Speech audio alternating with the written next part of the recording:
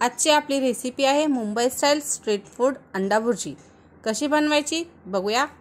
त्यासाठी कढईमध्ये तेल टाकून घेतला आहे, कढीपत्ता टाकून घेतला आहे, 7-8 पाकळ्या लसूण ठेचून टाकून घेतलेला आहे। लसूण लाल झाल्यानंतर 2 कांदे बारीक चिरून टाकले आहे, ते छान तेलावरती परतून घ्यायचे आहे। कांदा चांगला लालसर करायचा आहे। त्यानंतर बारीक चिरलेली हिरवी मिरची टाकायची आहे। आम्ही खूप तिखट खाणारी माणसं असल्यामुळे मी खूप साऱ्या मिरच्या टाकलेल्या आहेत।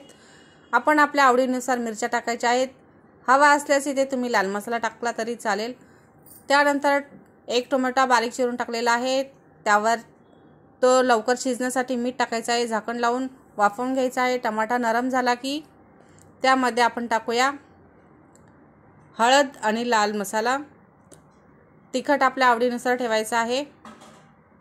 कांदा टोमॅटो मिरच्या छान परतून झालेला आहे। हळद आणि लाल तिखट टाकून घेतलेला आहे। सर्व छान मिक्स करून झाल्यानंतर आपण अंडी टाकायची आहेत। मी 4 अंडी टाकलेली आहेत।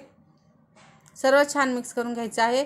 सुरुवातीपासून मी गॅस फास्ट ठेवलेला होता, आता इथे मी गॅस बंद केलेला आहे।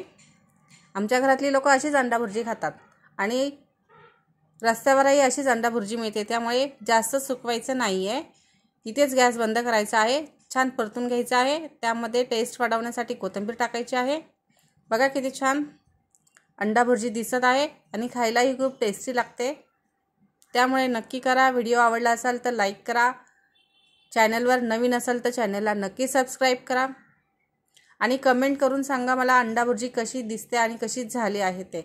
बघा किती छान दिसत आहे। बघून तोंडाला पाणी सुटले ना। चला तर मग लवकर सबस्क्राईब करा आणि कमेंट करून सांगा कशी झाली माझी अंडा भुर्जी। व्हिडिओ पूर्णपणे बघितल्याबद्दल थँक यू। पुन्हा भेटूया अशाच एका नवीन रेसिपीमध्ये। तोपर्यंत बाय बाय।